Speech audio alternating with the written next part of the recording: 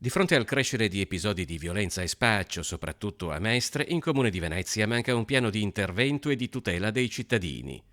L'affondo della segretaria del Partito Democratico veneziano, Monica Sambo, non si basa solo sui numeri di episodi delittuosi denunciati con cadenza quasi quotidiana, ma anche sui numeri dei capitoli di spesa decisi a Cafarsetti l'anno scorso. I dati sono tremendi, non solo quelli ovviamente che rappresentano una città di Mestre con una serie di morti da overdose e di spaccio incredibile, ma anche quelli di confronto degli investimenti che l'amministrazione fa.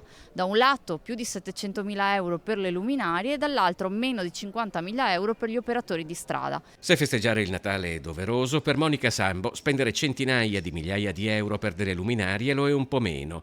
Contro il degrado servono invece interventi a favore del commercio di prossimità, iniziative di dialogo con le associazioni e la cittadinanza, dialogo anche con le forze dell'ordine, oltre ad assunzioni di personale dedicato ai servizi sociali, come gli operatori di strada.